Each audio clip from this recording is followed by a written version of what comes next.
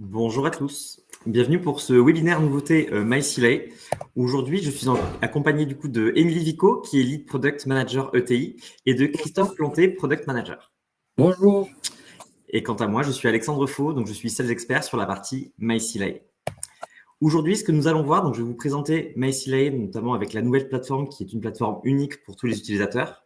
Ensuite, Émilie vous fera la présentation de la nouvelle interface Pay qui arrivera à partir du mercredi 16 octobre. Ensuite, je reprendrai la main pour vous montrer MySilay avec les liens qu'il y a également partie Pay. Je vous ferai du coup une présentation de tous les documents qui sont à votre disposition pour vous aider sur le déploiement de la solution. Après, Émilie reprendra la main pour vous présenter toutes les fonctionnalités Pay. Oui, effectivement. Que vas-tu nous montrer, Émilie ? Oui, tout à fait. On va présenter, donc, avec l'aide de Christophe, toutes les fonctionnalités Pay que nous allons introduire dans la nouvelle version à partir du 16 jusqu'au 22 avec un déploiement progressif. Ces fonctionnalités vont dans les outils no-code de paramétrage de primes utilisateurs, de gestion des primes, des périodicités de primes conventionnelles. Nous avons également la gestion de la subrogation, la gestion des indemnisations des absences, des optimisations au niveau de la DSN et notamment au niveau des régularisations DSN pour pouvoir optimiser l'intégration des blocs de régul. Voilà.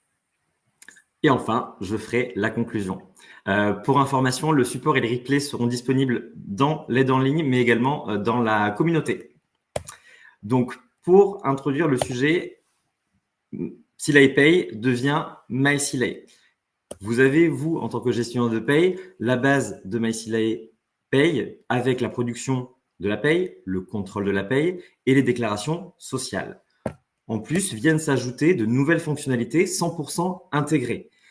Le but, c'est d'avoir une plateforme enrichie 100% intégrée pour répondre aux besoins de digitalisation des entreprises, pour fluidifier les échanges et vous permettre de gagner du temps sur la production de la paye.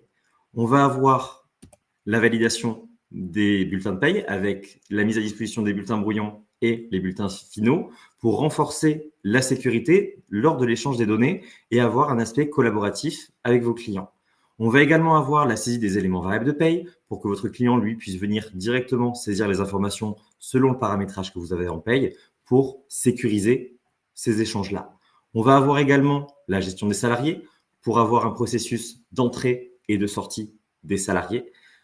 Un module du coup de congé et absence pour donner une visibilité côté entreprise, donc pour les salariés, pour l'employeur et les managers. De votre côté, les informations remonteront directement dans la paye. On va avoir également le module télétravail pour justement déclarer les jours de présence des salariés, mais également un module sur les arrêts de travail pour faire en sorte que le salarié puisse directement prendre en photo son arrêt de travail afin que vous puissiez les récupérer pour faire les DSN événementiels. Enfin, on aura également la partie entretien pour mettre en place du coup les entretiens dits réglementaires directement. Ce qui fait qu'il y aura deux interfaces interconnectées, MySilay gestionnaire de paye avec l'application SaaS que vous connaissez et MySilay entreprise disponible sur iOS, Android ou sur une version web, Mac compris bien évidemment. L'interconnexion de ces deux solutions permettent de sécuriser l'intégralité des échanges, que ce soit entre les employés, les managers, les dirigeants et vous-même, puisque tout communique directement entre temps.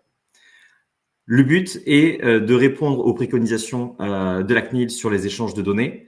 De votre côté, vous aurez une journalisation des actions qui ont été réalisées, donc vous pourrez contrôler la traçabilité de toutes ces informations-là. Il y a une politique de mot de passe qui a été accrue, vous l'avez vu parce que vous avez dû sûrement changer votre mot de passe récemment, et vous aurez la possibilité de paramétrer selon les différents niveaux d'habilitation le produit. Et je laisse Émilie reprendre la main pour vous présenter la nouvelle interface Pay. Je te remercie, Alexandre. Alors, je vais reprendre la main.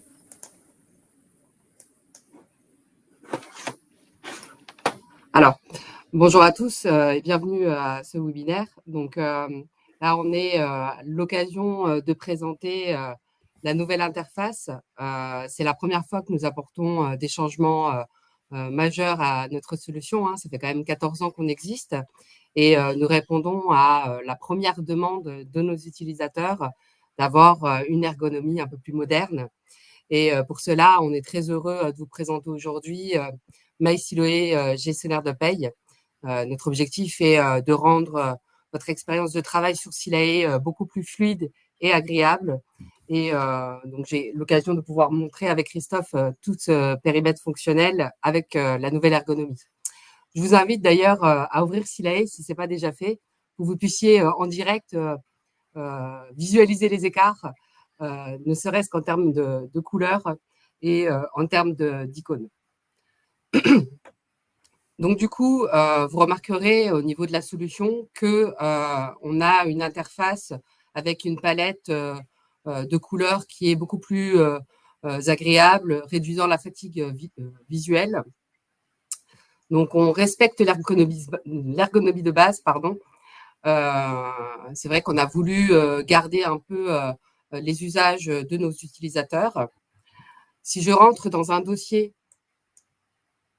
vous allez retrouver la même ergonomie. On a le côté design qui a un petit peu changé concernant la partie logo.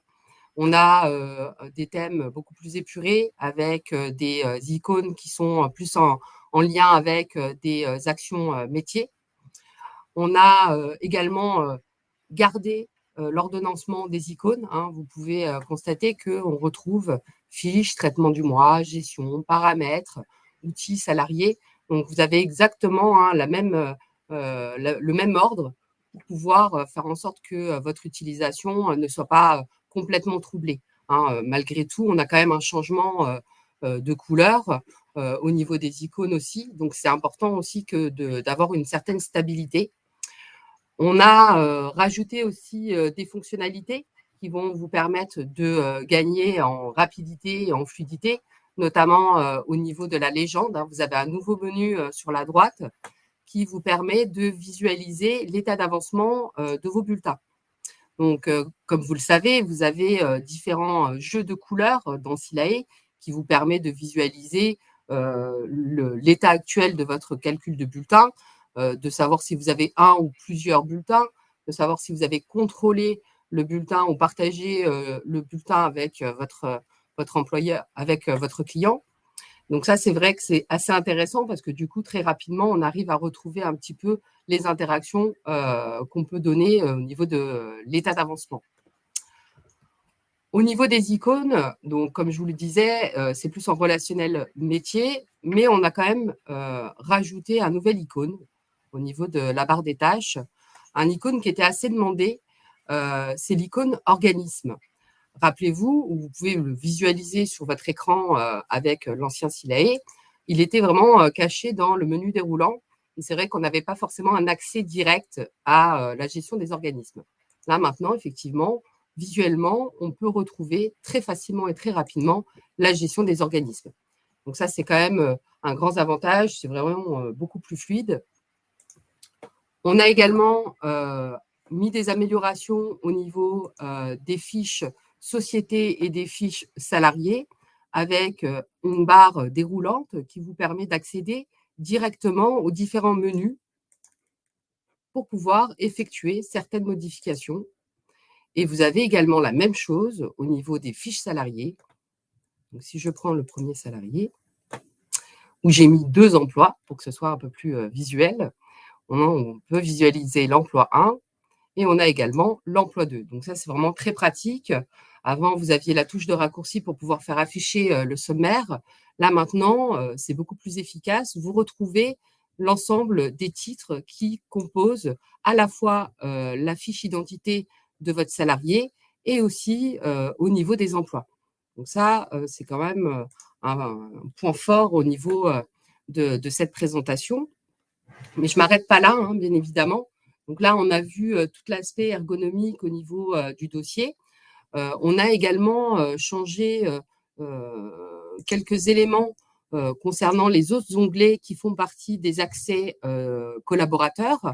Donc, il est possible que certains onglets que je vais vous montrer, que vous ne les connaissiez pas parce qu'il faut avoir un certain nombre de droits, mais tous les onglets étaient revus.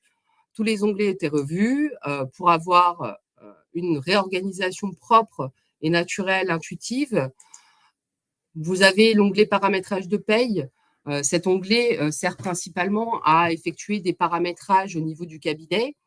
pour plusieurs dossiers ou pour une convention collective. Pour ceux qui ont l'habitude de faire du paramétrage au niveau du domaine, eh bien, on a mis en place une réorganisation logique des fonctionnalités. On a regroupé les cotisations, les primes, les heures, les montants.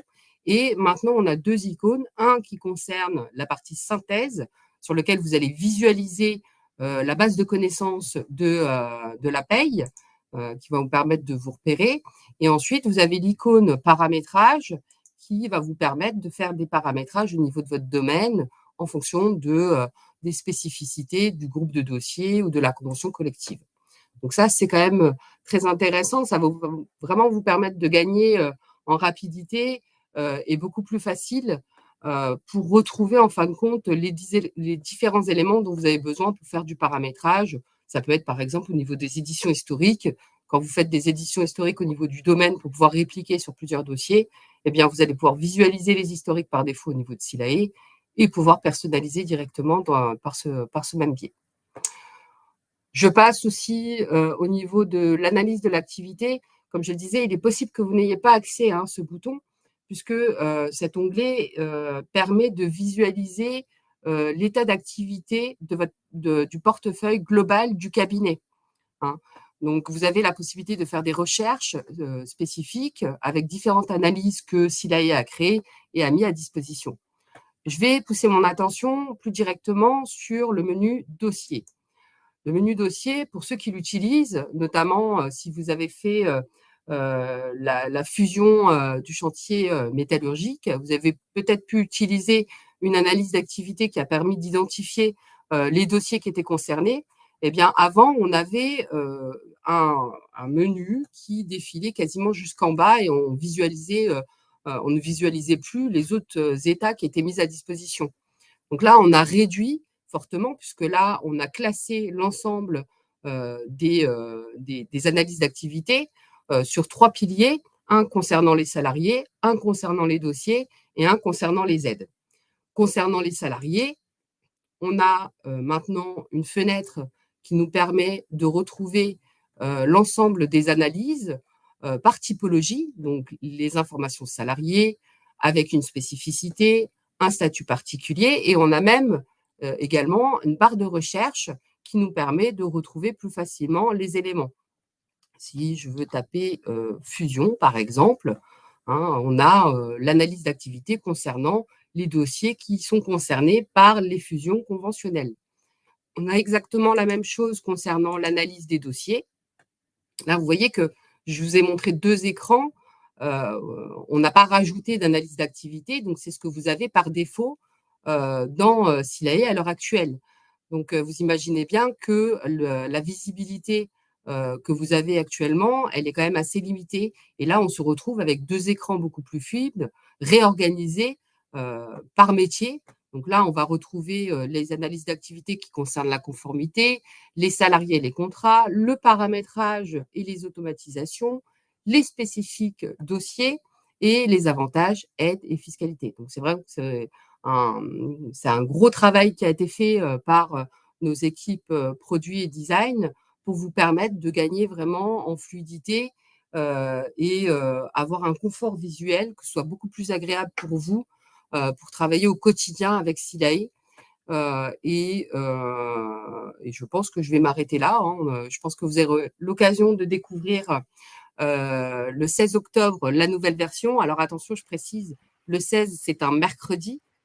On a l'habitude d'avoir la mise à jour le mardi, et donc il faudra bien évidemment faire attention à cette particularité-là. Sachez que dans le PowerPoint, donc le PDF que vous allez avoir, on a mis des slides qui reprend toutes les modifications ergonomiques que vous allez avoir au niveau de MySilae, avec les comparaisons entre ce que vous avez aujourd'hui et ce que vous allez avoir demain.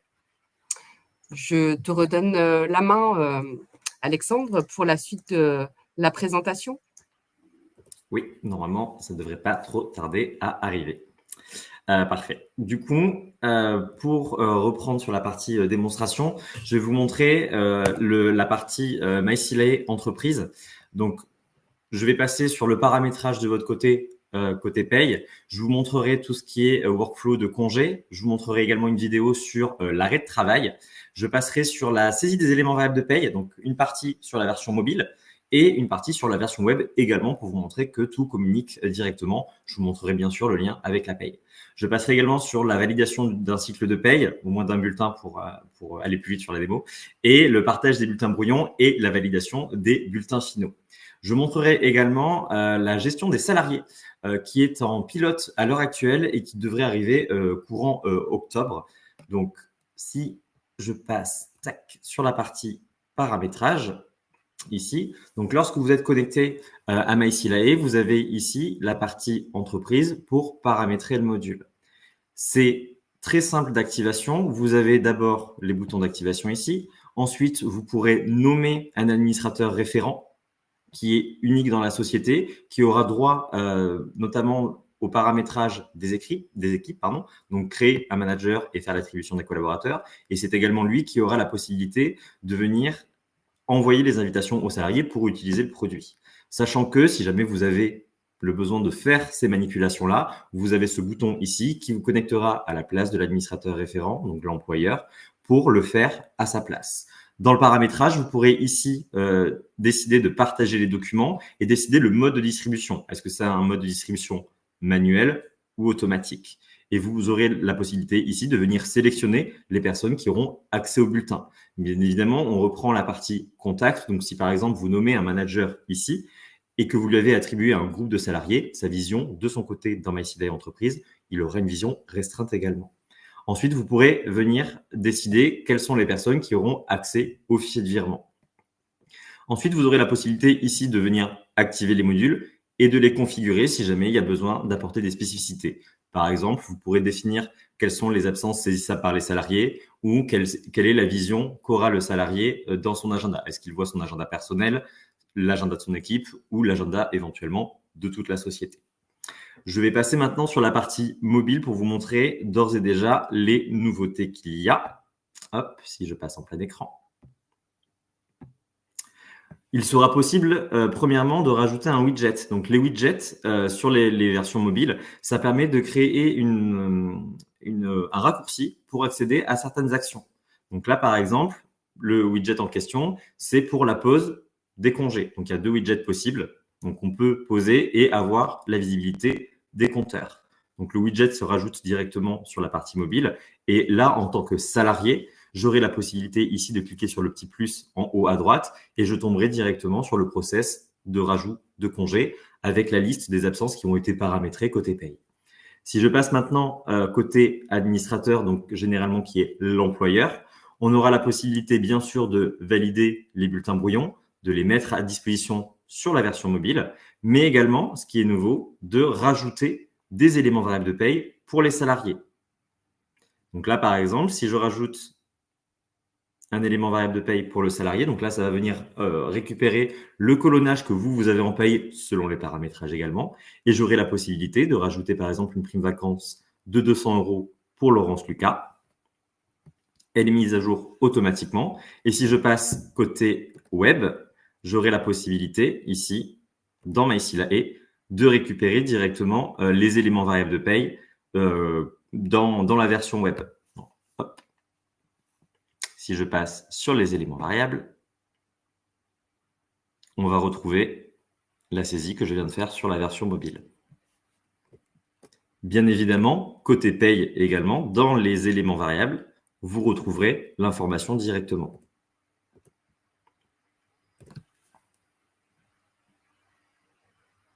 S'il y a besoin de faire une modification, bien sûr, vous gardez la main en tant que gestionnaire de paye. Donc, si je change ici le montant directement,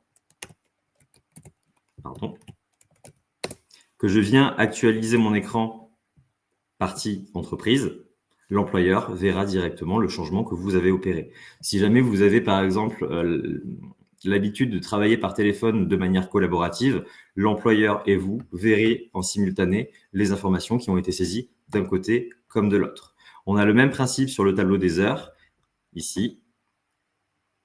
Et si jamais il y a une information qui n'existe pas éventuellement dans le tableau, donc par exemple une prime exceptionnelle qui n'aurait pas été paramétrée dans la paye, l'employeur a la possibilité ici de vous laisser un commentaire. Donc lorsqu'il saisit un commentaire, vous pourrez le retrouver à plusieurs écrans dans la paye, notamment lorsque vous éditez les bulletins, ou sinon vous le retrouverez également dans la partie éléments variables de paye. Donc on verra une petite médaille ici apparaître. Vous aurez la possibilité de consulter le commentaire et d'y répondre. À l'inverse, on récupérera le commentaire directement pour l'employeur. Si j'actualise ici ma page, on verra que le commentaire remonte directement.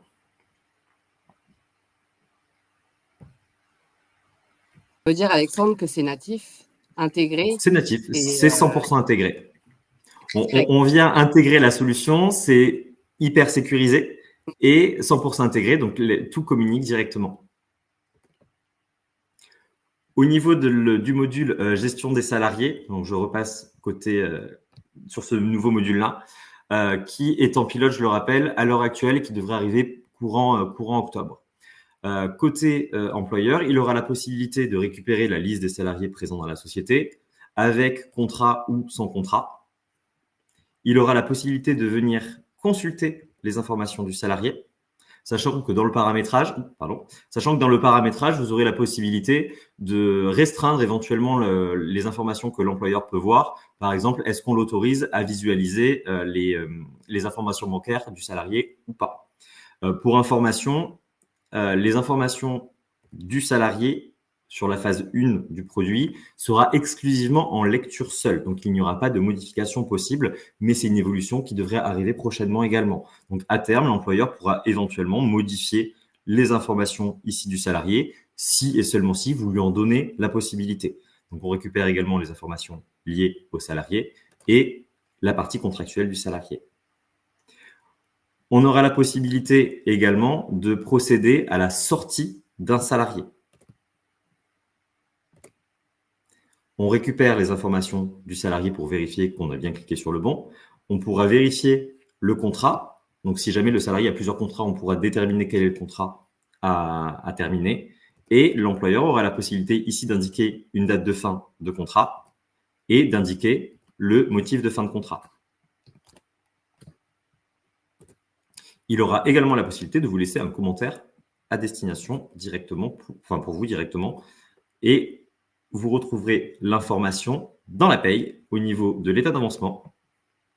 Vous aurez ici les demandes de sortie. Donc, c'est vous qui gardez la main pour procéder à la sortie du salarié et on remontera ici l'assistant de sortie pour vous aider à faire la sortie du salarié. Donc, vous cliquerez ici sur lancer la sortie et on retombera sur les écrans que vous connaissez habituellement.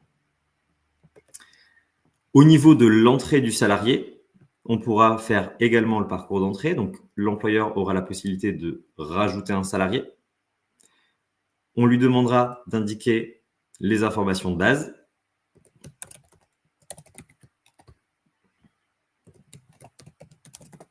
D'indiquer la date de naissance du salarié.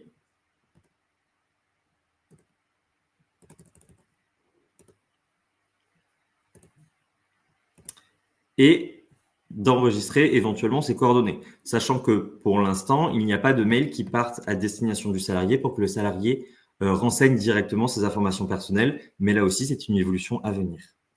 Donc, l'employeur a la main pour rajouter le salarié, indiquer les informations d'entrée du salarié, d'indiquer la date de période d'essai,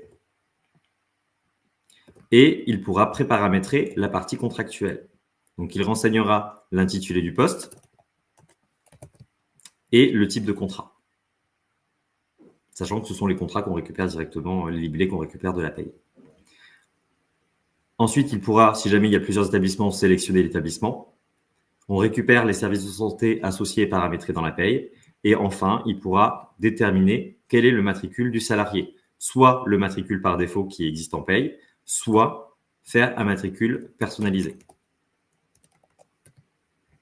Le tout, bien évidemment, remontera directement dans la paye. Si je repasse ici, dans la fiche de mes salariés, le salarié que je viens de créer est remonté directement. Et vous pourrez procéder aux modifications nécessaires. Vous gardez la main et le contrôle par rapport à ça. Donc, on est vraiment intégré à 100% sur le processus d'entrée et de sortie des salariés. Ensuite, au niveau des éléments variables de paye ici, on aura en plus la possibilité de saisir des acomptes. Donc, ce sont les acomptes déjà versés. Donc, l'employeur ici viendra sélectionner le salarié en question et indiquera le montant de l'acompte. On aura aussi la validation du cycle de paye. On pourra ici avoir les écrans synthétiques de tout ce qui a été saisi dans la partie entreprise, donc les variables, les heures, les absences sur le mois et les acomptes. Une fois que tout a été vérifié, on aura la possibilité ici de valider le cycle de paye. Il y aura un double effet. Le premier effet, ce sera de venir figer la période de paye pour l'employeur pour éviter qu'il continue de saisir alors que vous êtes en train de faire les payes.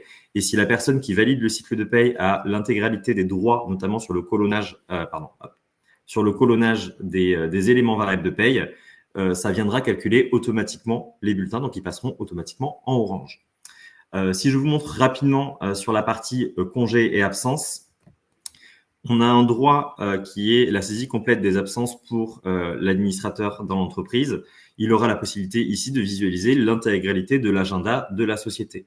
Il pourra rajouter à la place du salarié une absence, indiquer si c'est une demi-journée ou une journée entière et d'indiquer les dates de début et les dates de fin. Le tout remonte également dans la paye. Donc là, l'absence que je viens de saisir pour le 23 octobre, vous la retrouverez dans le saisie de l'activité ici. Si j'actualise, on la récupère ici. Si jamais vous avez besoin, vous, d'intervenir et de saisir des absences un peu spécifiques, vous gardez la main et vous avez également en vision, par exemple, ici, ça, c'est une absence qui a été posée par le salarié, qui n'a pas encore été validée par le manager. Vous savez quand est-ce que ça a été posé et vous avez la main pour éventuellement valider l'absence à la place de l'employeur. Donc, vous gardez la main à 100% également.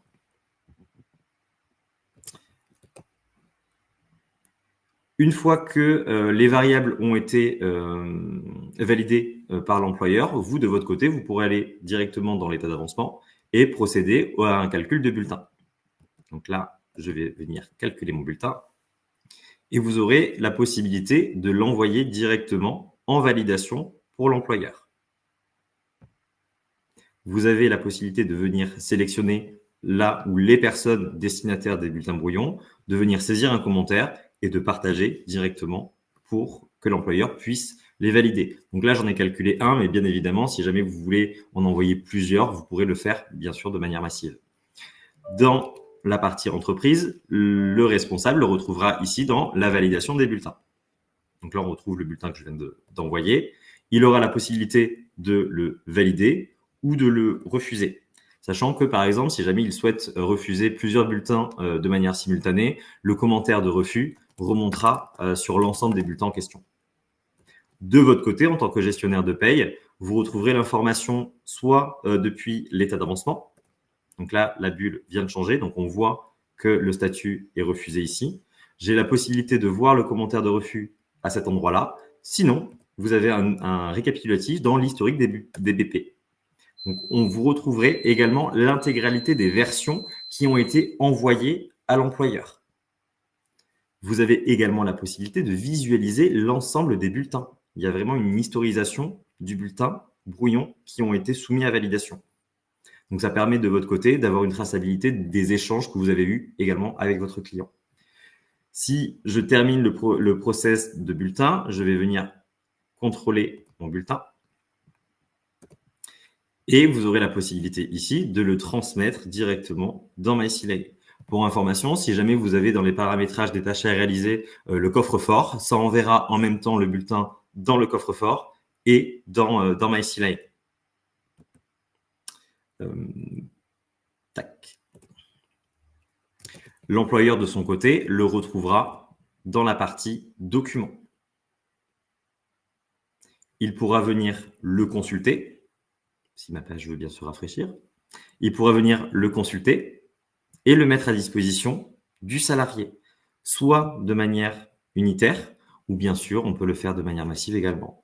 Il aura la possibilité de venir aussi télécharger le bulletin, soit avec un PDF unique, soit en plusieurs PDF. Une fois que les bulletins ont été distribués, l'employeur aura également la possibilité de récupérer le fichier de virement. Condition, il faut que les RIB de la société et des salariés soient renseignés et il pourra venir ici le télécharger. Pour information, il y a une sécurité lorsqu'on vient télécharger le fichier de virement. On ne peut pas le faire une deuxième fois pour éviter le double paiement, bien sûr. Voilà pour la partie démonstration. Il y a une partie que je ne montre pas aujourd'hui par souci de temps. Ça va être la partie entretien. Et j'ai une vidéo également à vous montrer dans le parcours d'entrée du salarié. Il y a deux choses à montrer. Il y a la partie DPAE. Donc, une fois que le salarié est rentré dans la société, l'employeur, avec votre accord, aura la possibilité de venir transmettre la DPAE. Hop. Donc, une fois que le salarié est rentré, dans le tableau de la gestion des salariés, on aura un nouveau bouton pour transmettre la DPAE. On viendra récupérer l'ensemble des informations pour que on puisse avoir un contrôle sur ces informations-là et on pourra directement transmettre la DPAE. Deuxième chose que je souhaite également vous montrer, ça va être sur la partie de l'arrêt de travail. Tac. Au niveau de l'arrêt de travail, pour le salarié, il aura la possibilité, par exemple, s'il sort de chez le médecin, de prendre son application mobile, de faire son arrêt de travail. Il va pouvoir prendre en photo ou choisir la pièce justificative qui serait éventuellement dans son téléphone. Il viendra insérer la pièce et on pourra vous transmettre directement l'information dans la paye. Donc là, l'arrêt a été reconnu comme une maladie non professionnelle. Il pourra soumettre directement l'information dans la paye, ce qui favorisera de votre côté le contrôle de cohérence sur la pièce. Au niveau de la présentation ici, je tenais également à vous préciser qu'on a rajouté fin août la partie entretien réglementaire. Donc, au niveau de l'entretien réglementaire, donc vous avez ici la liste des couvertures de l'entretien. Donc, on va avoir les entretiens professionnels, bilan à 6 ans, entretien de retour congé maternité, fin de période d'essai, forfait jour, droit à la déconnexion et entretien individuel. Le module a été conçu de telle sorte qu'il y ait déjà des modèles pré-paramétrés avec des questions déjà associées. Bien évidemment, l'entreprise a la possibilité de modifier des modèles, donc soit d'en rajouter un, soit de modifier les modèles, ou bien de modifier ou d'ajouter des questions. Le but de ce module-là, c'est de répondre aux enjeux réglementaires liés à la partie entretien et éventuellement vous aider quant à l'élaboration de ces entretiens-là. Concernant la partie déploiement, on a également travaillé sur un parcours partenaire pour vous aider à déployer la solution. La première étape, c'est la partie formation parce qu'on sait que c'est l'un des premiers leviers de votre réussite. Donc, on a mis en place plusieurs choses, notamment avec des kits de démonstration, de déploiement qui sont à votre disposition et découpés en persona. Vous avez le kit partenaire pour vous aider sur le paramétrage et vous retrouverez également à destination de la société les kits administrateurs, managers et salariés pour justement les aider à appréhender la solution. En plus de ça, on a rajouté dernièrement la partie e-learning. Donc, vous avez également dans l'aide en ligne une formation pour vous aider à utiliser le produit, à paramétrer le produit. En plus de la formation en e-learning, vous avez des sessions de coaching qui sont à disposition, qui sont faites par mes collègues à l'onboarding. Vous avez 3 parties. Donc, une première partie sur l'activation et la gestion des contacts pour définir les droits des contacts. Une seconde pour l'activation des modules et pour le paramétrage du module congé et absence. Et enfin, le module saisie des éléments variables de paye et une partie sur le module entretien. C'est vraiment des outils qui sont fondamentaux pour vous pour avoir justement une compréhension assez large et solide de la solution. Je tiens à vous informer aussi que vous n'êtes pas seul sur cette partie-là. Mes collègues sont là vraiment pour vous aider sur toutes les étapes de la mise en place du produit. Donc, comme je vous ai montré, dans le processus de mise en place, on active le dossier, on nomme un administrateur référent, on vient paramétrer la partie bulletin et les modules. Sachez également que vous avez l'aide en ligne qui est à votre disposition sur la partie MyCLA entreprise qui est relativement riche. Il y a une section qui a vu le jour durant l'été, qui s'appelle Mon support au quotidien, qui reprend l'intégralité des questions qui peuvent être posées par les salariés pour justement vous aider à pouvoir couvrir le niveau 1 de support et vous donner les billes pour être à l'aise également sur cette partie-là. En plus, vous avez accès à la communauté et notamment à un onglet qui s'appelle le module ID, qui vous permet de soumettre vos suggestions d'amélioration produit. Donc, sachez que c'est directement les chefs de produits qui viennent consulter pour éventuellement étudier le besoin que vous avez. Donc, n'hésitez pas à être assez explicite sur vos demandes. Ça les aide à comprendre la demande et à développer la fonctionnalité si besoin.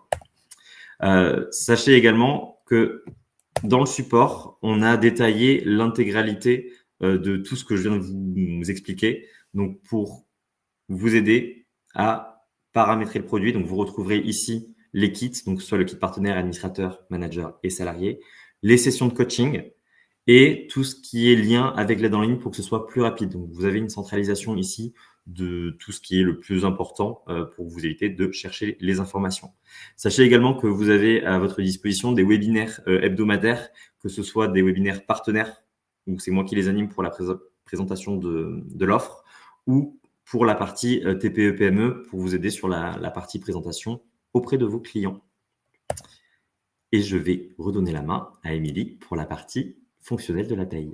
Merci Alexandre, bravo pour ta démonstration. C'est vrai que du coup, on voit très clairement la fluidité entre MySCLA entreprise et MySCLA gestionnaire de paye. C'est vrai que on est toujours soucieux de l'interconnexion des informations en direct. On a toujours peur que les données soient perdues. Moi, ce qui m'a intéressé le plus, c'est le partage des brouillons et le fait d'avoir historisé l'ensemble des bulletins brouillons, parce que du coup, c'est vrai que on a vraiment la traçabilité de l'information donnée du gestionnaire de paye à son client et permettre de justifier un peu le travail qui a été opéré entre le gestionnaire de paye et son client. Donc, c'est vraiment très intéressant. Et le côté des PAE, je pensais justement à des embauches le week-end où effectivement, c'est vrai que c'est quand même un prérequis quand on a besoin d'avoir une embauche immédiate, de pouvoir faire la DPAE et de pouvoir facilement utiliser l'application, saisir son salarié et faire directement son embauche. Bravo en tout cas, bravo à l'équipe produit. Bon, maintenant, on va pouvoir aborder un deuxième focus qui concerne les nouveautés fonctionnelles pour optimiser la paye. Donc, comme j'ai pu vous l'expliquer préalablement. Je ne vois pas ton écran pour l'instant, Émilie. Pas de mon... Ah, d'accord. Non. Alors, on va pouvoir le montrer. Je vais prendre la main. Merci. Donc, pendant que Christophe fait le partage d'écran, donc on a plusieurs sujets que nous allons aborder assez intenses. Et donc, je vais co-animer avec Christophe, qui est aussi PM produit et qui a participé donc au développement de ces fonctionnalités. Donc, dans un premier temps, le premier sujet que nous allons aborder, c'est au niveau des paramétrages des profils de primes. Donc, comme vous le connaissez, dans SILAE, on a la possibilité de paramétrer des primes par le biais des profils utilisateurs. Cependant, il y a des manques opérationnels, fonctionnels qui ne nous permettaient pas de gagner en temps ou nous obliger de faire du paramétrage avancé avec le script AE. Et donc, du coup, là, on a trouvé des solutions, en tout cas, Christophe a trouvé des solutions pour pouvoir faire de l'optimisation et rendre beaucoup plus autonomes nos utilisateurs. Si tu peux nous montrer un petit peu. Alors, effectivement, l'objectif aujourd'hui, ça sera de vous partager un petit peu toutes les évolutions. Donc, le premier volet, ça va concerner le paramétrage des primes utilisateurs. Oui. Donc là, on va se retrouver dans un dossier sur MySCLA gestionnaire de paye. On va aller se rendre directement dans l'onglet paramétrage, primes, profil de prime utilisateur. Donc là, à ce niveau-là, on va avoir deux solutions. Soit on a un profil de prime existant, ce qui est le cas ici dans mon dossier, soit d'en créer un nouveau, puis de tout simplement rajouter une prime. Donc là, je vais aller saisir ajouter une prime. Donc là, l'objectif, ça sera de paramétrer une prime de qualité pour une certaine typologie de population liée à mon dossier. Donc là, je vais saisir la rubrique, je vais aller récupérer la rubrique de paye qui me concerne, donc prime de qualité. Ensuite, renseigner la fréquence, donc janvier, donc ça va être par exemple une prime trimestrielle. Je vais renseigner toutes les périodicités qui m'intéressent. Donc, on va rester sur une prime standard. Donc, ça sera une prime brute avec un montant qui sera calculé. Et on va revenir un peu plus tard sur la périodicité des SN. Donc, ici, ça va être une formule de calcul. Et là, c'est la première évolution qui a été apportée dans ce module, c'est qu'on va pouvoir faire des formules de calcul beaucoup plus complexes que ce qu'on pouvait faire auparavant. Donc, par exemple, on va faire le nombre d'heures du bulletin multiplié par le taux horaire du salarié. Je vais renseigner une parenthèse pour indiquer au programme que je veux en fait la moitié de ce taux horaire, donc la diviser par 2. Et puis, ça sera tout pour cette première, sur cette première assiette. Donc ça, c'était une formule de calcul qu'on ne pouvait pas du tout faire. Et on va dire que la prime de qualité est équivalente à 10% de la moitié de son taux horaire multiplié par les heures. Donc, suite à cela, je vais sauvegarder, me rendre dans l'état d'avancement, puis ensuite calculer le bulletin, par exemple, de Bussy-Joël.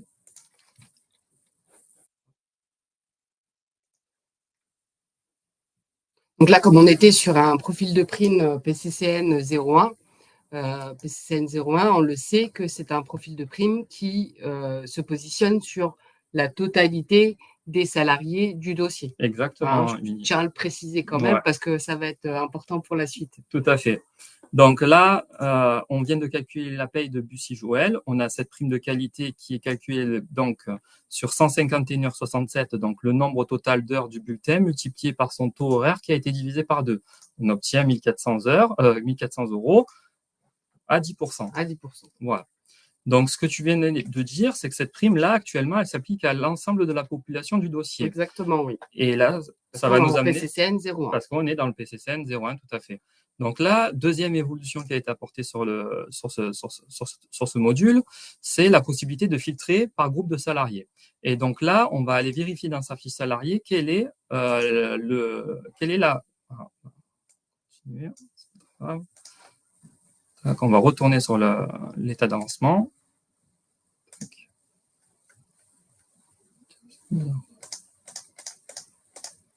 Ah ouais, d'accord, il y a un truc. OK. Donc, je vais retourner dans la fiche salariée, vérifier qu'il est bien cadre, retourner dans le module, renseigner un filtre, donc statut cadre, et l'appliquer. Donc là, je vais sauvegarder, je vais refaire ma paye. Et normalement, on devrait constater que la prime de qualité est toujours applicable sur ce salarié. D'accord. En revanche, si je vais sur un non-cadre, je vais sur un non-cadre, donc je vais aller dans l'état d'avancement, filtrer également sur un non-cadre, appliquer. Je vais calculer par exemple sur Loscana Maria, je vais faire son bulletin, et on va constater que la prime ne s'applique pas. Pas de prime de qualité. Ok. Voilà. Donc là, c'est une grande avancée parce que du coup, c'est vrai que habituellement, on a tendance à faire du langage scriptae pour pouvoir avoir un niveau de paramétrage avancé beaucoup plus poussé et permettre également de faire une application des profils de primes par type de population. Donc, soit on passait par là pour l'application, soit on passait directement au niveau des emplois. Donc là, ça va être vraiment un gain de temps sur cette partie-là, sachant que tu m'as dit aussi que au niveau du langage utilisé pour les formules, avant on était assez limité en termes de variables et d'opérateurs, et là maintenant on va pouvoir utiliser la totalité du langage scriptae. Donc ça veut dire que ce qu'on a l'habitude de connaître dans le paramétrage avancé, on va le retrouver ici. Tout à fait. Si je comprends bien. Exactement. Donc, les utilisateurs qui ont l'habitude aussi de faire du paramétrage avancé ne vont pas être perdus. Non. Ils vont pouvoir aller beaucoup plus loin et retrouver et faire du paramétrage directement dans les profil de prime utilisateur. Tout à fait. C'est J'aurais bien ça. pu utiliser vraiment les variables qui sont utilisables dans le paramétrage avancé à ce niveau-là. Ok, très bien. Mais c'est vrai que c'est une grande avancée et bravo à l'équipe Un grand bravo à l'équipe pour ce paramétrage. sur cette Je partie-là. pense qu'on a d'autres surprises à présenter. Restons dans les primes. On a vu que dans la partie profil utilisateur, on a périodicité DSN simple, avancée. Et on a quand même un sujet qu'il faut aborder qui sera disponible à partir du 16 octobre. C'est le sujet de la périodicité des primes conventionnelles en DSN et de son impact sur le salaire rétabli. Ça, c'est quelque chose d'assez important. Donc, il faut savoir que SILAE gère 900 conventions collectives, y compris les primes qui sont gérées par notre service juridique et conventionnel. Et les primes conventionnelles ont une périodicité qui doivent être déclarées au niveau de la DSN et qui a un fort impact sur les droits des salariés. On parle de salaire établi, ça peut être sur les droits chômage. Donc, c'est très important de pouvoir indiquer cette périodicité. Là, on a un gros travail qui est effectué par l'équipe produit et l'équipe juridique et conventionnelle, l'équipe technique aussi, qui met à jour en fin de compte tous nos parcs de conventions collectives pour indiquer la gestion de la périodicité de la prime en automatique. Donc, ça veut dire que l'utilisateur, du moment qu'il utilise du paramétrage conventionnel, par défaut, si c'est du trimestriel, il mettra du trimestriel et ça aura un impact sur le salaire établi et l'ensemble des éléments qui s'imposent. Et donc, du coup, là, on a actuellement un pilote qui a été fait, donc on l'a travaillé avec des partenaires, en collaboration avec certains partenaires. D'ailleurs, on les remercie pour leur implication. Mais est-ce que tu peux nous en dire plus? Est-ce que tu peux nous montrer un exemple sur une convention collective où il y a déjà des primes qui sont pré-paramétrées? Bien sûr, Émilie. Alors, on va se rendre sur un salarié, par exemple Bonnet Marc.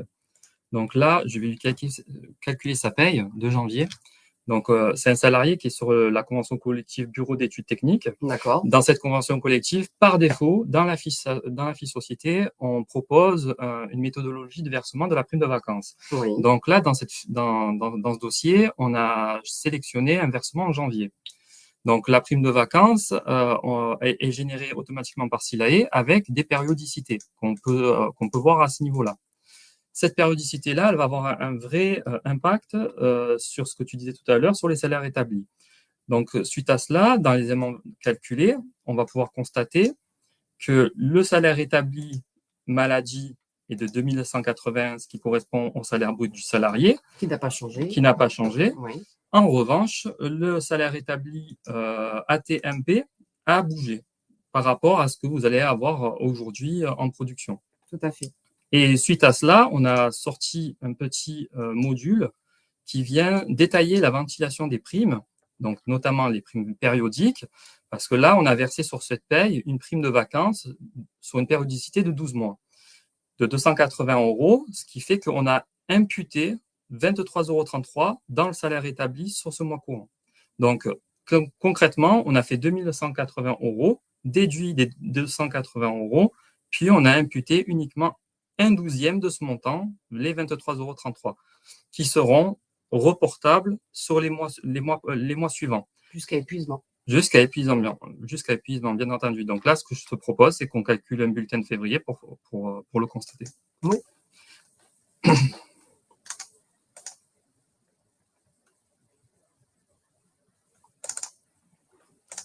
Donc là, on a une prime de productivité qui a été renseignée sur ce second bulletin.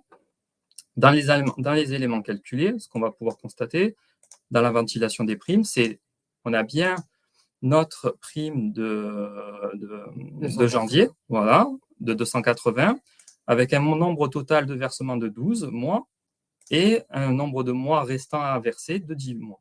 Donc concrètement, on a versé sur janvier les 23,33 €, puis ensuite en février les 23,33 €. Ce qu'on va voir là sur ce bulletin de février, c'est qu'on a rajouté une prime périodique, une prime de productivité sur 12 mois. Et là, dans l'écran de ventilation des primes, on affiche cette prime, 2000 € divisé par 2. Donc, on a imputé 500 € sur ce mois-là. D'accord. Là, je vois qu'effectivement, la périodicité sur la prime de productivité a été forcée puisque elle est en violette. Ça veut dire qu'on a accès à la période et on peut venir modifier si on n'est pas d'accord avec la périodicité de la prime. Tout à fait. Donc là, en fait, très concrètement, si je le souhaite, je peux très bien renseigner décembre 2023, pardon. Là, le logiciel va me proposer de recalculer la paye. Et lorsque je vais aller dans les éléments calculés, on constate déjà que le salaire établi a changé, oui, tout à fait. Et dans la ventilation des primes, on voit bien que cette prime de 1000 € est sur une périodicité de 3 mois. Voilà. Donc là, ce qui est important, c'est ce que tu disais aussi tout à l'heure, Émilie, c'est que ce salaire établi, il est utilisé dans de nombreux calculs et surtout a un vrai impact sur les droits des salariés. Oui. Donc, ce que je te propose, c'est sur le bulletin de mars de lui mettre une absence maladie AT pour constater, pour vérifier en tout cas que ce calcul des IJSS va s'appuyer sur ce nouveau salaire établi. Oui, parce que s'il calcule les IJSS en automatique, à partir du moment où on a fait le paramétrage dans la fiche société pour que ce soit SILAE qui les calcule, et donc du coup, il reprend les éléments indiqué dans le salaire établi, qui est lui-même déclaré en DSN, et donc du coup, forcément, on s'y retrouve. Tout à fait. Donc là, on est sur le bulletin de mars, on lui a mis une absence accident de travail, tout à fait. On va vérifier le calcul des IJSS bruts, qui nous stipule que le salaire du mois précédent qui a été récupéré est de 2256,66. Donc si je retourne sur le mois précédent pour vérifier cet élément-là, j'en ai la possibilité. Et effectivement, SILAE a bien calculé les IJSS avec ce nouveau salaire établi. Ok, mais ça c'est parfait parce que du coup c'est vrai que c'est un point qui était très demandé au niveau de nos utilisateurs concernant la gestion des périodicités des primes et des impacts concernant le salaire établi, concernant les attestations, concernant les IJSS. Et c'est une vraie force pour SILAE de pouvoir bénéficier de ce réglementaire. Donc là, on a un certain nombre de conventions collectives de mémoire qui ont été mis à jour et qui seront disponibles à partir du 16. Je crois qu'on est à 19 conventions collectives. Il me semble qu'on a choisi celles qui sont le plus répandues au niveau de notre parc pour le moment, pour pouvoir avoir une majorité de dossiers avec ce premier lot. Mais l'équipe juridique et l'équipe produit travaillent actuellement pour pouvoir mettre à jour le reste des conventions collectives. Tout à fait. Tout à fait. Donc, sur ce premier lot, on va retrouver ces 19 conventions collectives. Ces 19 conventions collectives, c'est celles qui sont le plus représentantes actuellement sur le parc SILAE. Et l'objectif par la suite, c'est d'étendre ces évolutions-là aux autres conventions collectives, de sorte à ce qu'on ait un taux de couverture de 100%. D'accord, ok. Parfait, je te remercie. Mais du coup, j'ai quand même encore une autre question, mais ça va me faire mon enchaînement sur la fonctionnalité suivante qui concerne la gestion des absences. Oui. C'est vrai qu'actuellement, au niveau de SILAE, on gère toute la gestion des indemnisations, maladie, maternité, paternité, etc., qui sont conventionnelles. Donc, on a 900 conventions, on les gère toutes, mais on le sait que au niveau des dossiers, on a des accords d'entreprise, on a des usages, et là, on arrive à il faut faire de la personnalisation et on a besoin de modifier le paramétrage de SILAE et personnaliser. À l'heure actuelle, qu'est-ce qui se passe pour nos utilisateurs? C'est je passe soit par le service onboarding qui va me faire mon paramétrage, soit j'ai les compétences en interne et je vais créer une fonction calcul. Pour ceux d'entre vous qui nous regardent et qui l'ont déjà fait, faire une fonction calcul M maladie, M paternité, et donc du coup avec une aisance concernant le langage scriptané, c'est pas forcément évident, avec un risque d'erreur bien évidemment. Exactement. Et une perte des mises à jour. On est d'accord? Et donc là, j'enchaîne sur la fonctionnalité qui est pour moi phare, c'est de pouvoir rendre autonome l'utilisateur de SILAE et lui permettre de paramétrer une indemnisation par rapport à une population ou par rapport à une convention collective, voire même les deux, sans avoir à impacter la totalité de la convention collective ou des conventions collectives qui sont à l'intérieur du dossier. On est d'accord? On est d'accord, Émilie. L'objectif aujourd'hui, c'était déjà de rendre une grande autonomie sur cette partie-là. Comme tu l'as dit, de très grandes difficultés lorsqu'il y a besoin de personnaliser le calcul du maintien, de maladie, etc. Et le deuxième point, c'est lorsqu'on le faisait à travers du langage scriptae, c'est qu'on renonçait intégralement aux évolutions conventionnelles de SILAE.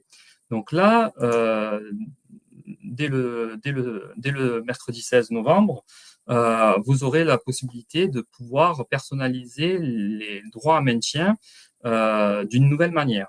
Donc, on va voir ça ensemble. Ça va être un nouveau module qui sera accessible dans l'onglet paramétrage. Toujours paramétrage, puisqu'on paramètre. Exactement. L'onglet, oui, d'accord. Je vais quand même me reconnecter parce qu'il n'a pas l'air de me le proposer, parce qu'on ne s'est pas connecté de la bonne manière.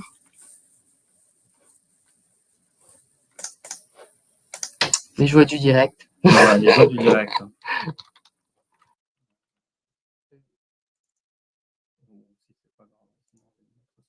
Bon, il n'est pas présent, mais il sera présent dans l'onglet paramétrage sous section absence.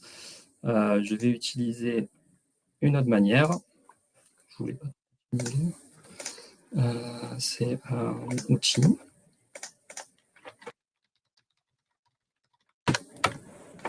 Donc là, je vais atterrir sur le module d'indemnisation des absences. Donc, on va atterrir dans un nouvel écran, dans l'écran principal où là, on a une feuille blanche, une feuille vierge, où il n'existe aucune règle. Donc, ce que je vais faire, c'est ajouter une nouvelle règle de maintien. Donc, j'ai la possibilité de le faire soit par l'onglet, soit depuis le module des actions. Exactement. Donc, juste avant ça, ce que je te propose, c'est qu'on aille voir sur Vidal Celia quelle est la règle de maintien qu'on lui avait appliquée conventionnellement. D'accord. Donc là, il s'agit de la convention collective E026, donc c'est expert comptable et commissaire aux comptes. Donc, d'une maladie simple de plusieurs jours, on lui applique 3 jours de carence et son droit à maintien est de 27 jours. Donc, partons du principe qu'il y a un accord, par exemple, de 60 jours avec 0 jours de carence. Donc, ce qui sera possible, c'est ici, à ce niveau au niveau de cet écran de paramétrage, de dire, OK, c'est un accord pour la E026 de mon dossier et, par exemple, on va vérifier s'il est cadre ou non cadre. Je ne me souviens plus exactement ce qu'il était. On va vérifier ça dans sa fiche salarié. Un salarié cadre. Cadre. Voilà. On est d'accord. Donc, à ce niveau-là, on va écrire cadre. Puis, la première chose qu'on va demander, c'est est-ce qu'il y a un filtre appliqué sur les salariés? Donc là, on va paramétrer pour la convention collective expert comptable et statut cadre une nouvelle règle de maintien. Donc là, on est sur la personnalisation et elle est ciblée. Oui. Au niveau des codes d'absence, on va dire qu'il n'y a pas vraiment de spécificité, mais j'ai quand même la possibilité d'aller dans ce module-là et de dire je paramètre une nouvelle règle uniquement pour la maladie non professionnelle. Mais là, on va dire que on va partir sur toutes les maladies. Voilà, là, on va partir sur toutes les maladies. Du coup. Exactement. On peut aussi dire toute la catégorie d'absence santé. D'accord. Voilà. On va partir sur une nature de maintien de maladie parce que sur le bulletin, c'est ce qu'il Oui, tout à fait, oui. Le type de maintien, on va dire par exemple un type de maintien net. La plage de droit, on va partir sur de l'année civile. Donc là, on va avoir quand même un certain nombre d'options où il y aura des bulles d'information qui expliqueront qu'est-ce que font toutes ces options. D'accord ? Là, sur l'année civile, il y a 2 options. Soit c'est l'année civile du début de l'absence, qui veut dire qu'à partir de décembre, si j'ai une absence, je reste sur l'année civile de 2 décembre. D'accord. Donc, même si elle est poursuivie en février, ou sinon, j'ai la possibilité de saisir année civile de l'absence et là, elle va être réinitialisée. C'est-à-dire en décembre, je vais être sur l'année civile de décembre et en janvier, on va repartir sur une nouvelle année civile. Donc, on va partir sur la première option. On avait dit 0 jour de carence. Voilà. Appréciation de l'ancienneté. Donc là, c'est ce que je vais paramétrer par la suite. Quelle est la valorisation de cette ancienneté? Donc, l'ancienneté, par exemple, en décembre, je suis absent. Si j'ai 12 mois d'ancienneté, en janvier, mon absence continue.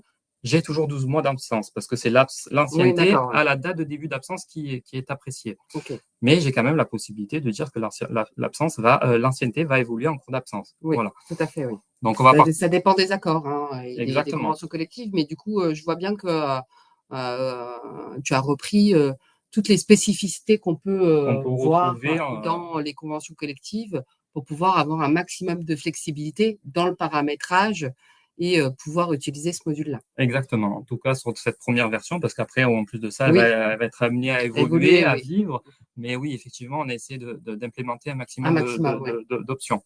Et là, ce qu'on peut remarquer, c'est qu'on a la possibilité aussi d'historiser cette règle que je vais de toute façon, il va falloir historiser. Il va falloir historiser. Il y a des changements qui s'opèrent au niveau des dossiers et potentiellement, on peut passer de 60 jours à 90 jours dans 2 ans. Donc, exactement. Il faut indiquer au moins une date de début et une date de fin pour le prochain accord. Tout à fait. Et le deuxième confort par rapport à ça, c'est que par exemple là, on est en octobre 2024. Je veux paramétrer une nouvelle règle de maintien qui sera applicable au 1er janvier 2025. Ah oui. Je vais pouvoir le faire aussi. Ah oui, c'est vrai, ouais. Voilà. Tu peux anticiper, ouais. On peut anticiper. Ce qu'on peut pas faire, ouais. Ce qu'on ne peut pas faire. Non. Voilà. Alors, difficilement, on va dire. Ouais, tout à fait. Donc là, suite à ça, on a renseigné toutes les informations générales. Et là, on va partir sur les seuils de conditions. Donc là, on va partir sur 12 mois d'ancienneté. Oui. On va dire que, par exemple, le salarié va bénéficier des congés payés pendant 30 jours de maintien. Oui. Pas d'acquisition des CP pendant la carence parce que ça, il n'y en a pas. Voilà. Rien. Et suite à cela, je vais pouvoir ajouter des tranches d'indemnisation. OK. Donc, on avait dit 60 jours à 100%. Si je veux rajouter une deuxième tranche, je peux. Si je veux rajouter une deuxième tranche, je peux le faire. Par exemple, 60 à 60%, je serai. Si je veux rajouter une troisième tranche, je peux. On peut continuer très longtemps l'idée de cette manière-là. Mais oui, effectivement, l'idée, c'est qu'on puisse paramétrer plusieurs tranches avec des seuils de conditions. Okay. Et suite à ce paramétrage-là, si j'ai besoin de définir des nouvelles règles par rapport à des tranches d'ancienneté plus importantes, je vais pouvoir les dupliquer. Voilà. D'accord. Donc, pas besoin d'aller le faire manuellement. On a essayé de rendre un grand confort sur cette partie-là. Donc, on va supprimer cette partie-là parce que ça ne va pas nous concerner pour l'objet de cette démonstration. Donc là, j'ai sauvegardé et je vais recalculer la paye de Vidal. Mais avant ça, ce qu'on va voir, c'est que je suis retourné dans mon écran principal. Et dans cet écran principal, on affiche une synthèse du paramétrage que je viens de faire. Oui, parce que tout à l'heure, il était vierge. Tout à l'heure, il était vierge. J'ai également, donc, imaginons que j'ai plusieurs onglets. Oui. Afin d'éviter d'aller dans chaque onglet pour savoir ce qui a été paramétré, ce que je pourrais faire, c'est l'afficher sous le détail sous tableau. Et là, je vais avoir une ligne par règle et chaque colonne correspondra à un paramétrage. Plus l'historique des règles, si éventuellement il y en a plusieurs. Plus l'historique des règles, c'est la colonne période de début d'application avec la fin d'application. Super.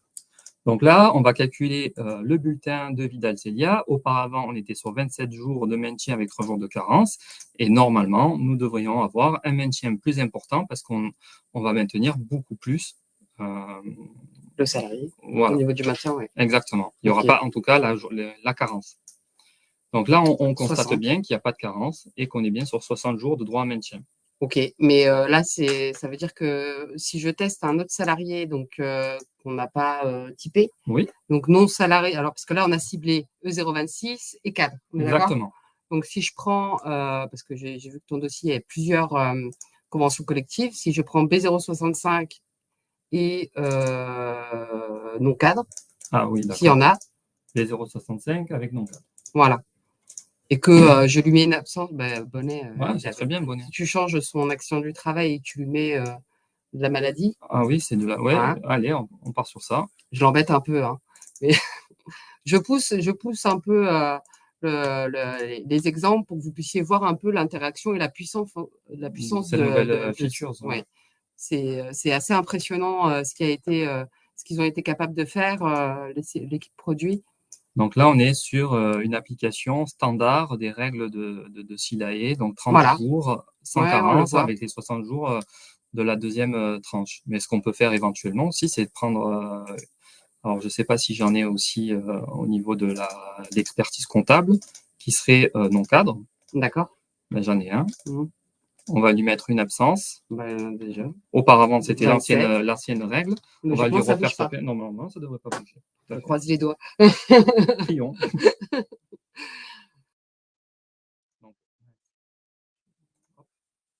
Au niveau de l'indemnité complémentaire, on constate bien qu'on n'a pas de, pas de changement. Parfait. Voilà. Par contre, je reviens sur l'écran. Si tu peux revenir sur l'écran d'indemnisation, il y a quelque chose qui m'interpelle. C'est ce qu'on a sur la droite. Importer depuis un dossier, exporter vers un dossier. Exactement. En fait, en milieu d'année, on a livré un lot d'évolution sur les paramètres, enfin sur les écrans qui proposaient du paramétrage. Ce lot d'évolution permettait en fait de pouvoir étendre un paramétrage existant d'un dossier vers plusieurs autres dossiers, ou à l'inverse, dans mon dossier, récupérer du paramétrage existant sur d'autres dossiers pour les rapatrier sur mon dossier. Donc là, par exemple, je viens de paramétrer ma règle d'accord E026 cadre. Si j'ai envie d'en faire profiter à d'autres dossiers, je vais utiliser la fonctionnalité d'export, sélectionner la règle, l'exporter. Et là, on va atterrir sur un menu de recherche où je vais pouvoir étendre cette règle à tous ces dossiers, puis lancer une analyse de l'export. Pourquoi? Parce que ce qui va se passer, c'est que s'il y a déjà des règles qui existent, il faut savoir si on écrase ou si on n'écrase pas. Voilà, on va parler peut-être, on va pas parler de créer des règles, mais on va parler de mise à jour de règles. Voilà, exactement. Ouais. Mais c'est intéressant, notamment quand on a des groupes de dossiers sur lesquels il y a des paramétrages identiques. Et du coup, c'est un vrai gain de productivité, de fiabilité surtout, parce que c'est vrai que de faire des copier-coller à chaque fois, c'est source d'erreur. Et effectivement, c'est un peu dommage d'avoir des erreurs de communication dans les bulletins. On le voit. L'idée aussi, c'est de permettre on l'a bien vu, s'il y a plusieurs tranches, plusieurs seuils, etc., ça peut être quand même, voilà, on prend quand même un peu de temps pour paramétrer la règle, mais si elle doit s'appliquer à 60 dossiers, je n'aurai pas besoin de refaire en quelques clics. C'est étendu sur mes 60 dossiers. J'en connais certains qui vont être contents. Moi aussi. Mais du coup, là, tu m'as montré cette fonctionnalité d'import-export sur l'analyse de l'activité, mais de mémoire, je l'avais déjà vu dans les profils utilisateurs. Il me semble que tu as fait d'autres extensions de duplication. Au niveau des montants particuliers, au niveau des libellés des cotisations, des taux. Et j'ai cru comprendre qu'il y avait aussi sur les établissements, de pouvoir dupliquer des établissements. Exactement. C'est vrai qu'on va avoir la possibilité de pouvoir, au niveau de la fiche société, alors c'est vrai que là tu me prends un peu plus au dépourvu, je n'ai pas vérifié, si j'ai la capacité de le faire sur cet environnement. Donc, on va vérifier ça. J'ai la possibilité de le faire. Merci, Émilie. Donc, là, j'ai un établissement. Je vais pouvoir le copier. Êtes-vous sûr de vouloir copier l'établissement CAB? Je vais cliquer oui. Et là, automatiquement, on a récupéré toutes les informations de l'établissement secondaire CAB vers l'établissement secondaire copie. Voilà. Donc là, il nous reste juste à compléter le nom interne, etc. Donc du coup, c'est vrai qu'on a mis des options qui permettent de récupérer des données d'un dossier à un autre, des paramétrages, des fonctionnalités, mais à l'intérieur même du dossier, on met aussi des optimisations qui permettent de gagner du temps, parce que c'est vrai que quand on intègre un dossier qui a 60 établissements, qu'il faut paramétrer 60 fois la convention collective, on va dire que c'est un petit peu long. Ouais. Bon, après, on a les imports qui permettent effectivement de gagner. On a des solutions, mais c'est vrai que c'est quand même. Là, on est sur vraiment du confort. Voilà, j'avoue, on est vraiment sur du confort. OK, parfait, super. Donc, on va revenir sur la gestion des absences. Donc, on a parlé de la personnalisation des indemnisations. Donc là, on est vraiment sur quelque chose de no-code, simple, efficace, transférable en plus. Donc, et historisable parce que on a vraiment les informations et on va pouvoir cumuler les règles. Si je reste là-dessus, au niveau de l'indemnisation, on avait aussi évoqué la gestion de la subrogation, qui est un vrai sujet aussi au niveau du paramétrage de SILAE. On gère effectivement la subrogation dans les fiches sociétés, mais selon certaines sociétés, il arrive qu'on ait des exclusions de subrogation selon certaines règles qui sont plus ou moins vraies. Et on pouvait le faire dans SILAE, mais il fallait passer encore par du langage scriptae et donc du coup nécessité du code ou passer par notre service onboarding qui faisait le paramétrage directement dans le dossier. Donc là, j'ai cru comprendre qu'il y avait une grosse évolution sur ce sujet. Est-ce que tu peux nous montrer ou montrer à nos utilisateurs comment tu as su mettre l'évolution dans notre Bien outil? sûr. Alors c'est vrai que c'était une grosse demande aussi à travers la nouvelle communauté à partir du module idéation. Oui, c'est vrai. Oui, il était quand même beaucoup plus plébiscité. Donc, ce qu'on a fait, c'est avec l'équipe produit, on a travaillé sur cette partie-là. Donc, là, on va pouvoir voir qu'il y a des IGSSnet, donc il y a de la subrogation sur ce salarié. Tout à fait. Donc, dès le 16 novembre, le 16 octobre, on va pas dire novembre. Entre 16 octobre et le 22, parce qu'on est sur un déploiement progressif de toutes les fonctionnalités. Elles fonctionnent, vous le voyez en direct, mais on préfère déployer petit à petit, de sorte à ce qu'on soit sûr que ça fonctionne correctement. Voilà. Au niveau de la fiche société, donc ce que vous pouviez faire déjà, c'est vous rendre dans la méthode suivi des absences et dire que l'entreprise pratique la subrogation. Okay. Suite à cela, voilà, ça c'est quelque chose de classique. Si vous aviez besoin d'appliquer des règles spécifiques, donc là il y avait deux solutions qui s'offraient à vous. C'était d'aller soit faire une demande au service onboarding et on sait après enquête qu'il y avait quand même pas mal de demandes sur le sujet, ou soit vous aviez la connaissance pour le faire par le biais de paramétrage via un langage SILAE. Et là, c'était un peu, avec des risques d'erreur, vous pouviez vous faire des erreurs.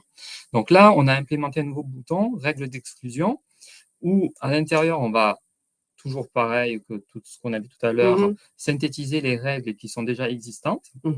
Donc là, il me propose de créer une nouvelle règle. Je vais cliquer dessus et on va toujours ce bonnet marque. Il est sur la B065 et il est non cadre. Donc, on va marquer exclusion non cadre, donc NC B065 par exemple. Voilà. Donc là, on a juste créé une entité à la règle.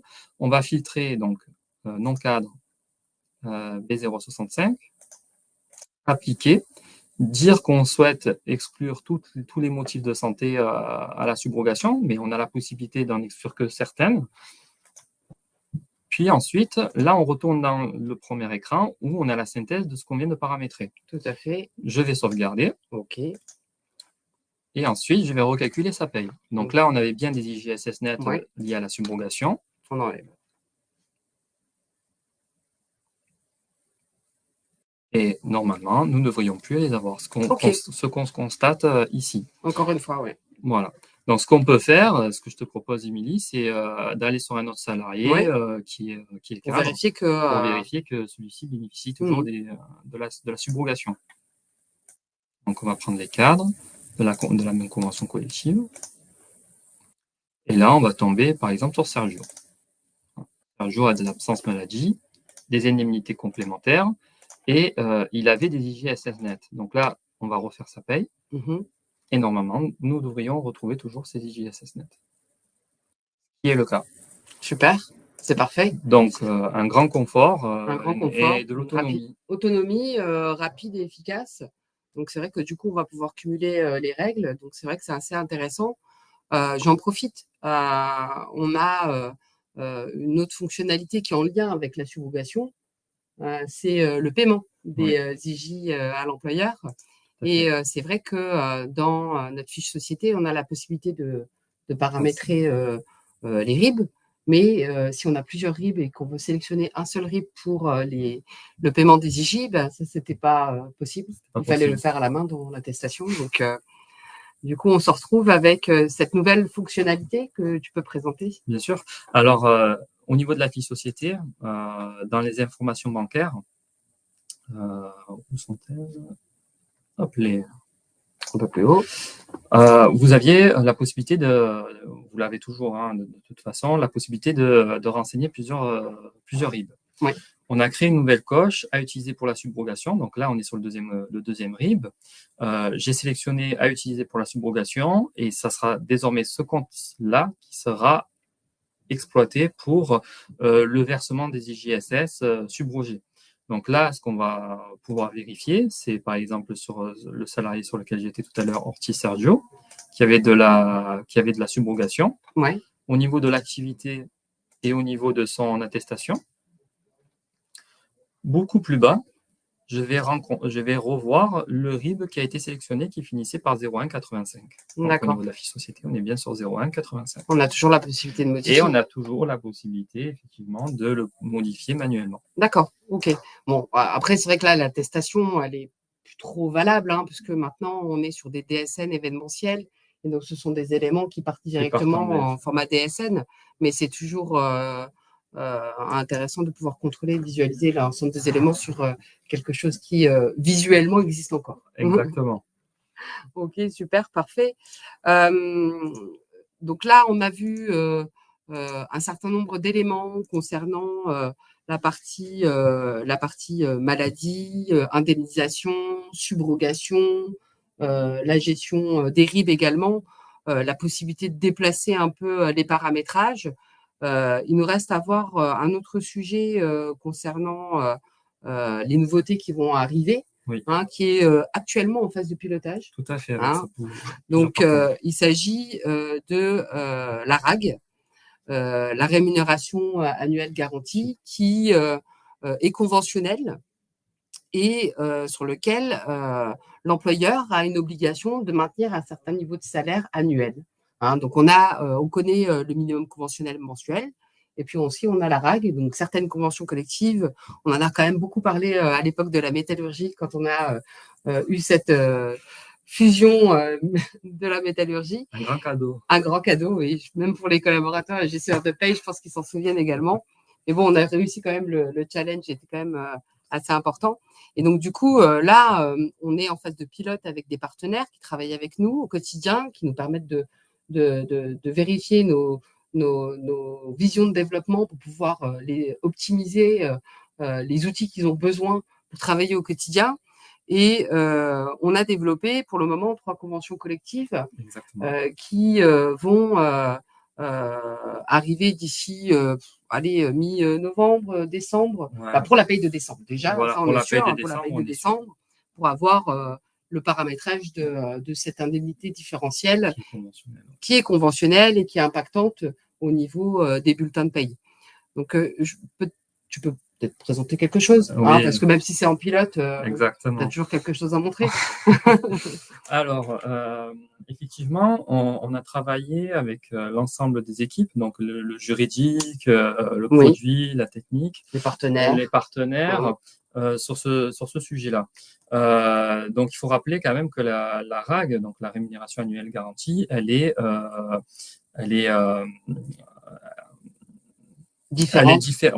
différente sur toutes les conventions collectives et elle est prévue dans une centaine de conventions collectives. Donc, ce qui rend la tâche pas très simple, on va dire. Oui, donc là, ce qu'on a prévu pour cette démonstration, c'est le bureau d'études. D'accord. Donc, on a le salarié Girbon Jeanne qui occupe la convention collective bureau d'études techniques. Une classification, donc sur toute l'année, pas de changement de classification, on est sur un cas standard. Elle perçoit le minimum conventionnel. D'accord. Et on sait tous que dans cette convention collective, quand on fait le cumul des salaires minimums conventionnels, on est inférieur à la rémunération annuelle garantie. Parce que cette rémunération annuelle garantie prévoit un bouquet complet. Le minimum conventionnel n'est pas la garantie. C'est pas la même chose, effectivement. C'est 2 notions complètement différentes. Donc, auparavant, ce que vous avez en production actuellement, la seule information que proposait SILAE, c'était au niveau de la fiche salariée sur ce sujet. Oui. Lorsque vous sélectionniez la classification. Oui. Au niveau du salaire, on expliquait que le salaire mensuel est de 2152,70 €, donc le salaire minimum conventionnel, et la garantie annuelle de 27 192 €.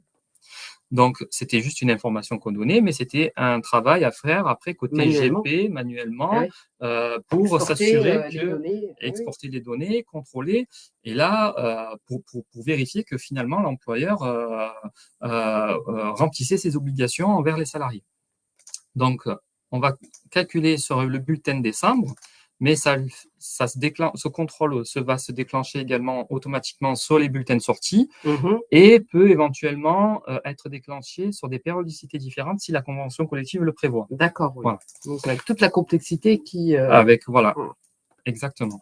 Au niveau du bulletin de décembre, on va avoir une nouvelle ligne, indemnité différentielle. Donc, ce que je vais dire aussi, c'est qu'on peut désactiver le contrôle, l'activer. On aura la possibilité de le faire au niveau de la fiche société. Oui, dans le questionnaire conventionnel. Que certains clients ne veulent pas avoir l'indemnité différentielle. Exactement. Et puis, aussi,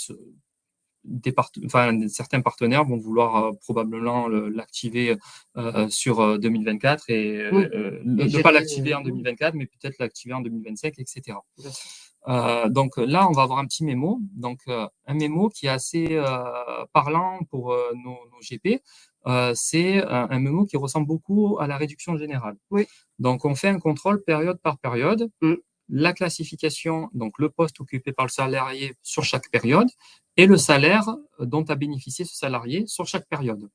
On voit bien que là, on est sur un cas standard, pas de changement de classification. Le salarié a perçu uniquement des primes, uniquement son salaire, à l'exception de 2-3 primes qu'on va voir juste après. On voit bien que le total est de 27 192 €. Donc, c'était la rémunération annuelle liée à cette classification. Okay. Le salaire de référence est de 25 982,40 €. C'est la somme des rémunérations qu'a perçu le salarié. Ce salaire de référence, il est calculé automatiquement également par SILAE et est conforme à ce qui est stipulé dans les textes. D'accord. Un barème de garantie annuelle est à comparer à une assiette, donc un salaire de référence qui est prévu par les textes. Donc là, on va faire après une soustraction très simple, la rémunération annuelle. C'est sûr que la finalité est très simple. Voilà, la finalité est très simple. La finalité est très simple, mais il faut savoir qu'il y a un travail de profondeur à faire pour pouvoir déterminer quels sont les éléments qui sont inclus ou pas dans la RAG. Exactement. Donc ça, c'est le gros travail. C'est un bon travail pour l'équipe juridique. Exactement. Important. Et l'équipe produit. Et là, on est en phase de pilotage. Et bien évidemment, on ne vous a pas tout montré parce qu'on a d'autres projets sur la partie RAG, notamment des tableaux de contrôle, etc., Exactement. Qui seront disponibles mi-novembre pour pouvoir établir vos payes de décembre en bonne et due forme. On va très rapidement passer sur les derniers points concernant la partie amélioration au niveau de la DSN. Notamment, on a mis, ça fait quelques années, on met des actions d'évolution concernant la DSN. On sait que c'est quelque chose de très technique. Ouais. Hein, on n'est pas tous des accros du cahier technique de la DSN, hein, avec son langage. Des ingénieurs en DSN. Voilà, des ingénieurs en DSN, on est d'accord. Et c'est vrai que c'est pas forcément évident de comprendre. Et on a des difficultés potentiellement au niveau des régularisations à opérer, notamment sur des périodes de bulletins qui n'ont pas été produites par SILAE. Parce que par défaut, c'est vrai que nous, quand on fait des bulletins sur SILAE, on gère automatiquement nos régularisations. Mais effectivement, quand on récupère des DSN sur d'autres logiciels et qu'on doit opérer des régularisations sur des retraites, des bases plafonnées, déplafonnées, je pense que certains vont avoir des souvenirs qui vont venir à eux. Et donc, du coup, on était obligé de gérer manuellement et d'intégrer ces blocs, de combattre avec les organismes de retraite pour comprendre un peu le pourquoi du comment. Et donc là, on a fait évoluer le produit. Donc, on aura d'ici le mois de novembre un nouveau module qui nous permette d'intégrer naturellement les régularisations de DSN. C'est-à-dire que l'organisme de retraite, quand il va venir nous voir et qu'il nous dit bon, ben voilà, c'est pas 2500, mais c'est 3000 qu'il faut déclarer, eh bien, nous, on va pouvoir indiquer 3 000 € et avoir le delta qui va automatiquement, géré par SILAE, s'intégrer dans les blocs avec tous les autres blocs et toute la structure qui doivent s'opérer. Exactement. Donc ça, c'est une grosse évolution. On peut vous le montrer très rapidement parce que du coup, on a un petit peu en retard sur le planning. Mais sachez que on l'a déjà partagé avec des partenaires qui l'ont vu. Et cet outil sera bientôt disponible. Et très facilement, vous allez pouvoir maintenant faire opérer des régularisations de blocs de retraite. Pour le moment, on n'est que sur les blocs de retraite. On verra. Ensuite, on va avoir les quotités et ensuite les autres, par thématique. Et elles seront intégrées, sachant qu'en plus, on aura une historisation des modifications. C'est-à-dire que on va savoir qui va modifier les blocs de régularisation manuellement dans la DSN et celles qui sont opérées au niveau de SILAI. Donc, c'est vrai que ça a un gros avantage. C'est une des optimisations qui sera disponible mi-novembre. La deuxième optimisation, c'est tout ce qui est la navigation que vous allez avoir à partir du 16, de pouvoir naviguer d'une DSN à une autre au niveau des mois précédents et des mois suivants. Hein. Christophe vous montre à l'écran les boutons qui seront bientôt disponibles. Et quand on rentre dans une DSN, on voit également la possibilité de naviguer des DSN du mois de janvier aux DSN du mois de février. Et on a même aussi à l'intérieur de la structure qui est imbuvable, la possibilité de naviguer d'un mois précédent et d'un mois suivant. Et c'est vrai que ça nous permet vraiment de gagner en efficacité et pas se retrouver à sortir, rentrer, sortir, rentrer. C'est un grand confort pour nos gestionnaires de paye qui doivent faire bientôt leur DSN sur notre solution. Exactement, c'était beaucoup demandé sur le forum idéation. Voilà.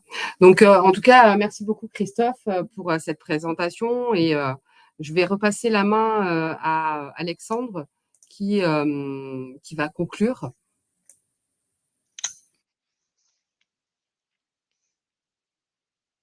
Là, normalement, vous devriez voir mon écran. Avant de conclure, je pense que ma collègue va vous envoyer un lien pour répondre à une enquête. Du coup, généralement, c'est ce qu'on fait en webinaire. Donc, n'hésitez pas à prendre quelques secondes pour pouvoir y répondre. Je sais qu'il y a eu énormément de questions sur le chat. C'est généralement plutôt compliqué de pouvoir répondre à tous.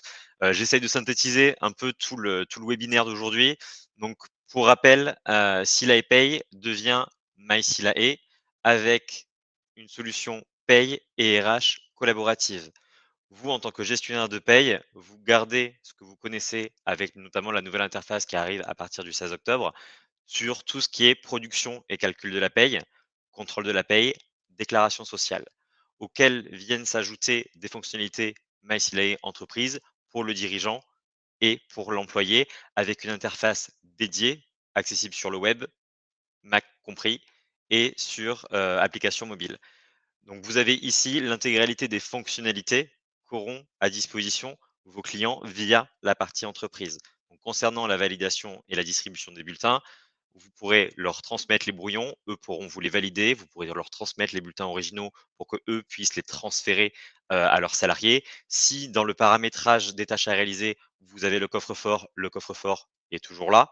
À vous de décider s'ils sont également distribués dans MySILAE. Vous aurez la saisie des éléments valables de paye pour permettre aux clients une saisie déportée. Donc, au lieu de se connecter à MySILAE gestionnaire de paye, qui puissent se connecter sur éventuellement l'application mobile, parce que ça, c'est quelque chose qui n'existe pas avec l'application SaaS. Vous allez avoir du coup tout le workflow des entrées et des sorties, la gestion des congés, mais ça, généralement, vous l'avez déjà vu, je pense. Arrivera le télétravail ainsi que la saisie de l'arrêt de travail, notamment le fait de prendre en photo l'arrêt de travail directement par le salarié. Et la dernière brique, le module entretien qui se verra amélioré en termes de fonctionnalités pour notamment gérer les campagnes, par exemple. Donc, il y a énormément d'évolutions qui sont encore prévues jusqu'à la fin de l'année. Donc, on refera sûrement des webinaires nouveautés pour vous présenter l'intégralité du scope fonctionnel. Je rappelle également que MySILAE est une solution interopérable puisqu'on a fait une grosse partie des migrations entre les migrations API SOP et les API REST.